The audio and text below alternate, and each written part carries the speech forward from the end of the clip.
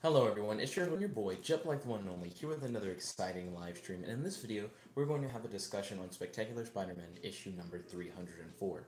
If you don't want spoilers for Spectacular Spider-Man number 304, don't worry, after this video is uploaded, I'm going to drop a link in the description to where you'll be able to read this book online yourself for free, and then you can come back to this discussion and you can hear some of my talking points. If you're looking for a review or a recap of the comic, this is also not the video for you. Rather than doing a review or a recap, I'm just going to give my pros, my cons, and some notes about the story. So it's more a personal opinion kind of thing. Kirby said, Pineapples. Yo, Kirby, welcome to the stream. It's good to have you. I'm going to have some non-copyright lo-fi playing in the background. Occasionally it'll cut to an advertisement, and when that happens, I'll stop the music for a bit, but the music always comes back around eventually. I'm going to go in order from pros to cons to notes, so let's get started. So this story is about Spider-Man returning from a time travel adventure. So he had just gone back in time, and he interacted with his younger self, and Green Goblin of that timeline learned that Peter Parker was Spider-Man. Things got really crazy. But the way that finished out is that Green Goblin ended up going to prison, and Peter Parker ended up quitting being Spider-Man after he learns from his future self that a lot of his friends and family end up like dying and going insane and stuff like that. And Peter Parker didn't just say that to his younger self. He was talking to his sister, and while he was talking to his sister, who he had traveled back in time with, his younger self overheard it and was like, "Fuck that!" So he just got rid of his Spider-Man costume, and he truly quit. But Spider-Man didn't think he could mess anything up when he traveled back in time because he was told by Doctor Doom that the time machine was made where you can go back in time and you can kind of do whatever you want, and it won't like have any repercussions on the timeline. So it's like going to an alternate timeline in that way, and you change things in their lives, but it won't change your own life. But apparently, there's like this time travel organization that was tired of people interfering with their own timelines, so they altered the time machine. So Doom's like, yeah, if you guys go back, it won't change the future. But that organization made it where now when you go back, you'll change the future. So Peter Parker comes back to find that his younger self stopped being Spider-Man. Norman Osborn eventually like served his time in prison, and once he was freed, he turned his Green Goblin formula into like a health supplement that he sold. He has big pull in the media. He is able to like push things so hard that he made his son Harry Osborn president.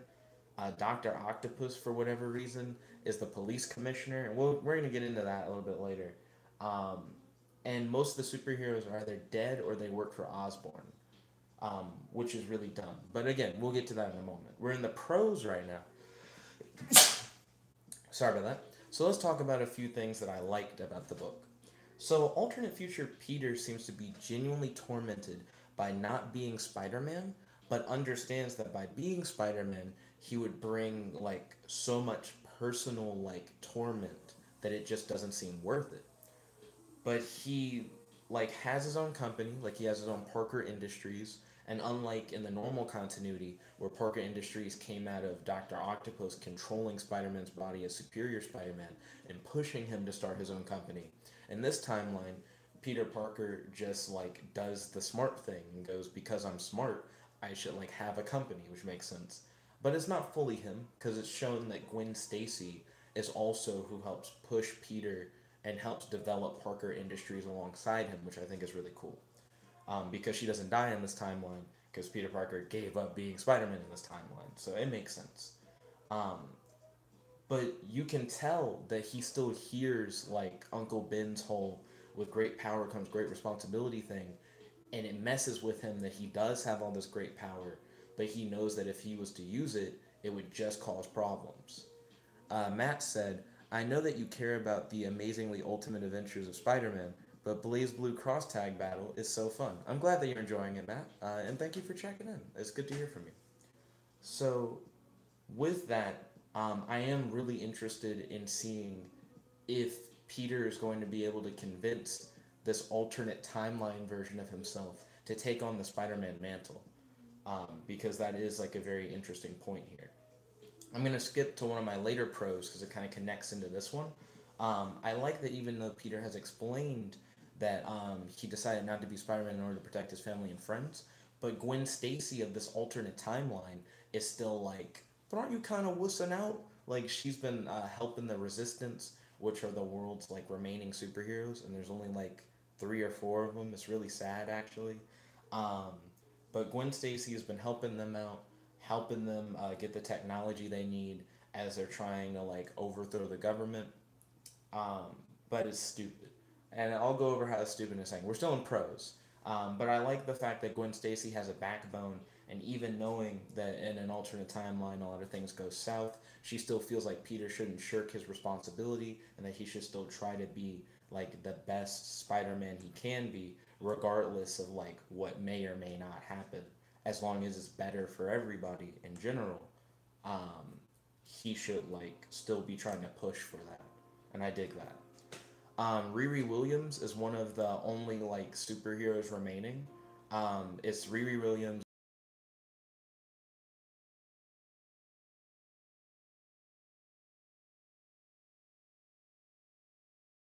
survive, where most of the other heroes are dead. Like, how does that happen? Riri Williams?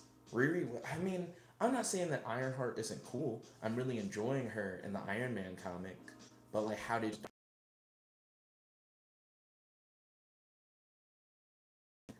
Norman Osborn is the big bad, and Doctor Strange can't beat Osborn? What is this? But again, we're in pros. Let's stick to the pros right now.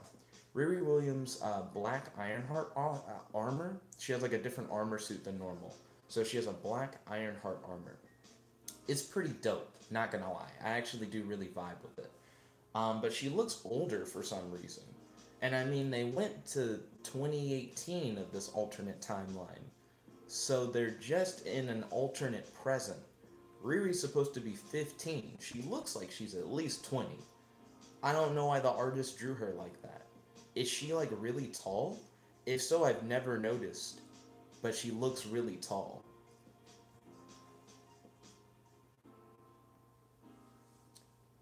Matt said because Doctor Strange only found one out of billions of ways to keep the resistance going, and it required everyone to die.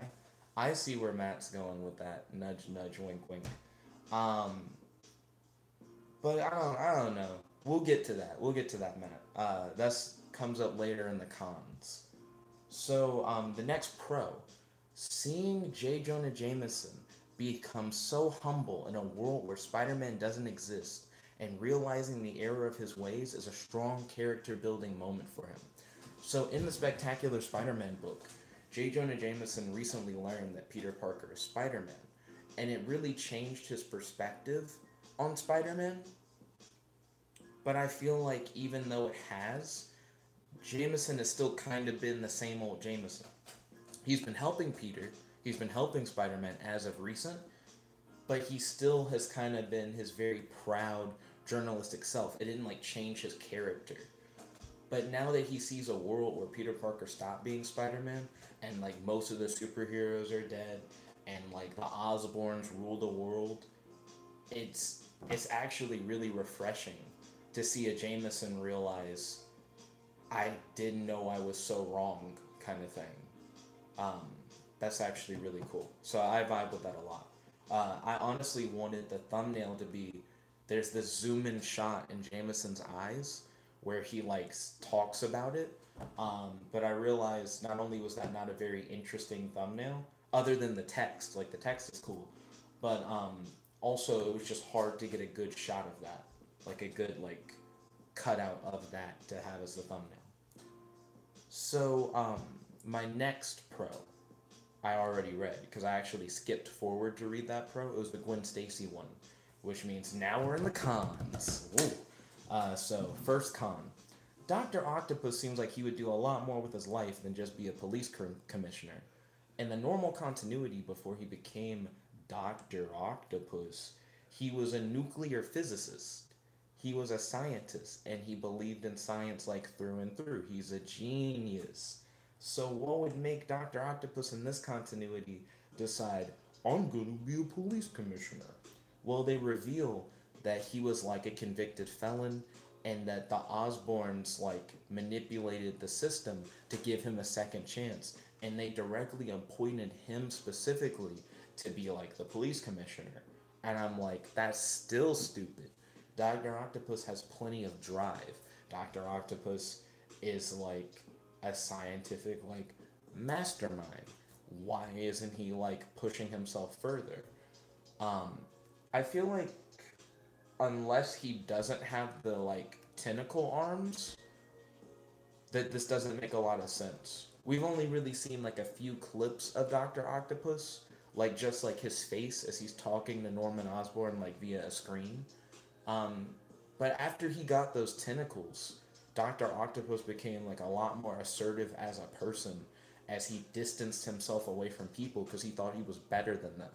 So to see a weird, snivelly Dr. Octopus who's like, oh, yes, Master Osborn, I'm sorry, Osborn, I found the guy you were looking for, it just doesn't fit him. So that just seems like a bad play of his character. Like, I don't see how a world where Spider-Man doesn't exist makes Dr. Octopus more of a pushover rather than just make him more powerful because he doesn't have Spider-Man to act as his opposition. You know what I mean?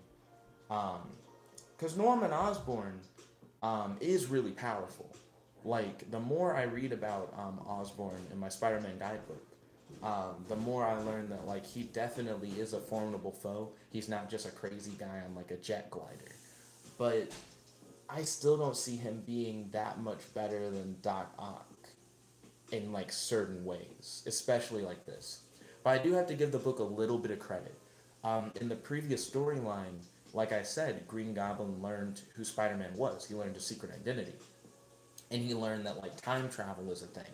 So Norman Osborn did get a big leg up knowledge-wise and had plenty of time to plan while in prison in order to put a lot into motion once he, like, served his time. So, kind of see where it's coming from, kind of don't. To me, it's still iffy. I don't know. But moving forward to my next con. How does Spider-Man not becoming a superhero lead to all the other way more powerful superheroes just like becoming stooges of Osborn or being dead? Like, Norman is powerful, but come on, how does he stop things like anyone that's like significantly more powerful than Spider-Man? There are even other villains that I feel like could stand a better chance against Norman. Because it's just, like, how does he get rid of Starbrand? How does he stop someone like, even Ghost Rider, to be honest? Like, I don't know. It just doesn't seem right that so many of the other heroes are dead for the Resistance to just be like a handful of heroes. I don't understand how Norman would have such a foothold that he would be able to do that. But I think it's just to make it more of a Spider-Man story, but that's kind of gross. Just saying. So then, another thing is, why can't Doctor Strange by himself fix everything if he was still there? We mentioned that earlier. He claims he can no longer make teleportation spells, but this is not explained. Like, he talks about, like, I no longer can make teleportation spells, but he has, like, a little Sanctum Sanctorum, and his Sanctorum doesn't allow anyone to enter it unless they're, like, a friend, so no one who wants to harm them can enter the Sanctorum. Like, he clearly still has magical powers. So how is it that he can't use those magical powers to stop Norman Osborn? Also, they claim that Doctor Doom, 3 years ago, Latveria, his, like, nation, was invaded by Norman Osborn, and that they, like, beat Doctor Doom. And you get to see Doctor Doom in a prison cell later on in this book. Doctor Doom is really good. He's not like a pushover villain in any way, in any definition at all. Doctor Doom is extremely competent. I don't see how Norman Osborn beats him. I actually don't. Because Osborn is definitely smart. He constantly pushes to become more and more powerful. And Doctor Doom is a similar force who's very smart and constantly pushes to become greater and greater. But Doctor Doom also knows magic, and also during the events of Secret Wars, became essentially a god.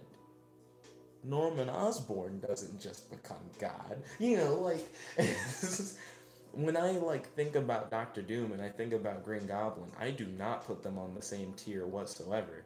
And also Green Goblin went to his camp. He went to where Doctor Doom stays and took him out.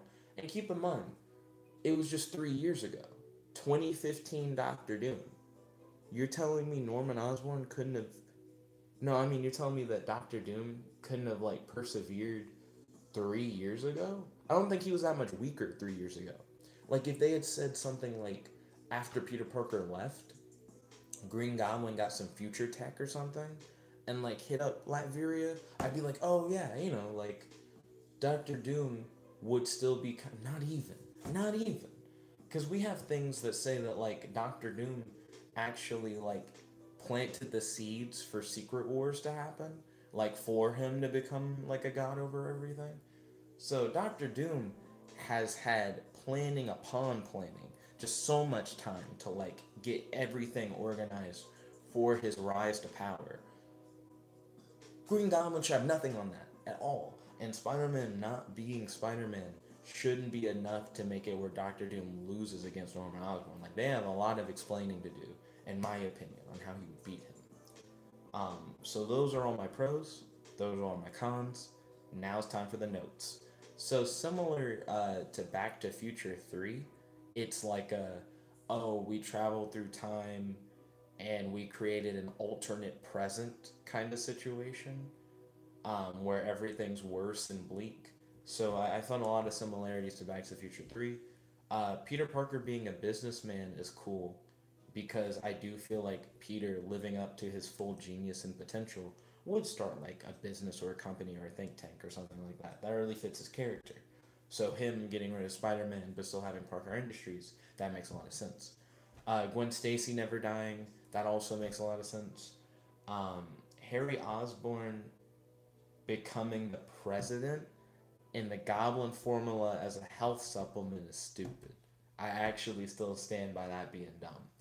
So they claim that his pitch was like green is beautiful, and he talks about how the Goblin supplement like does all these things to like help people, and he improved it, so I guess it doesn't make people crazy.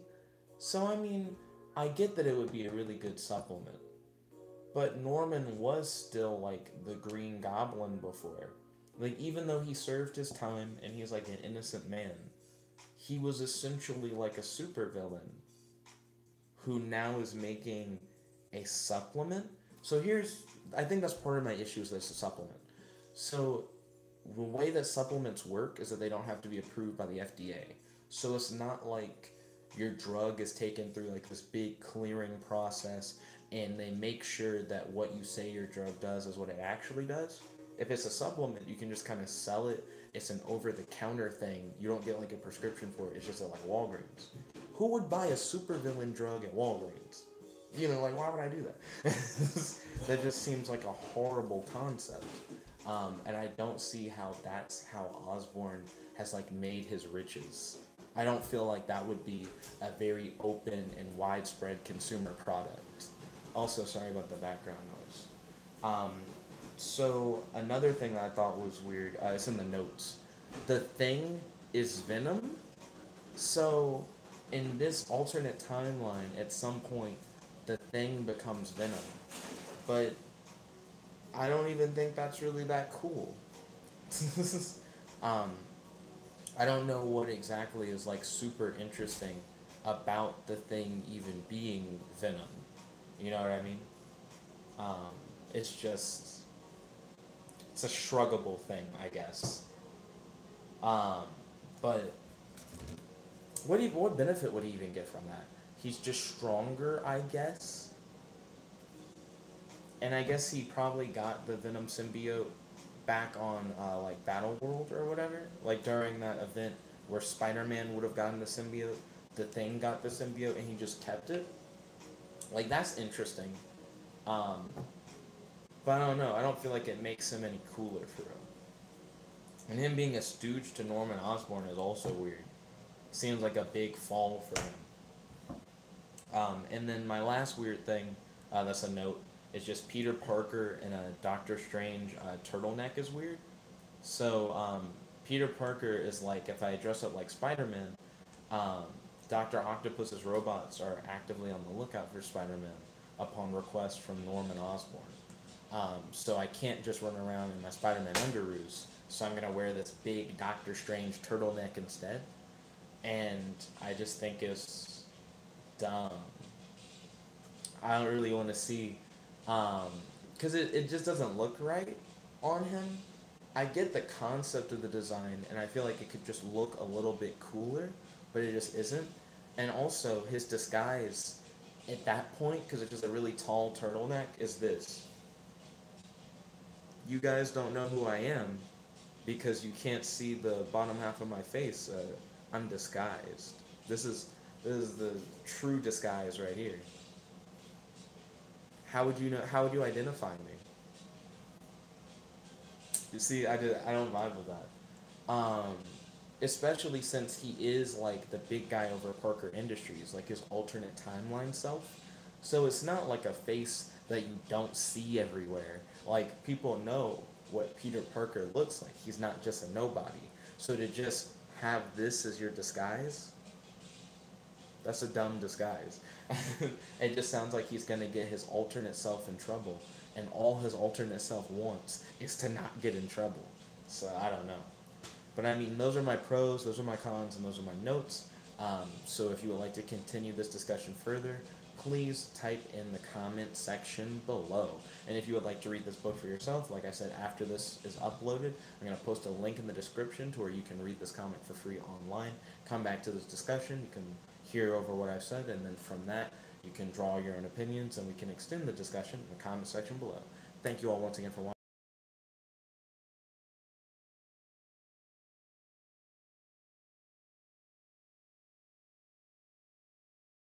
Jet Black One only logging out.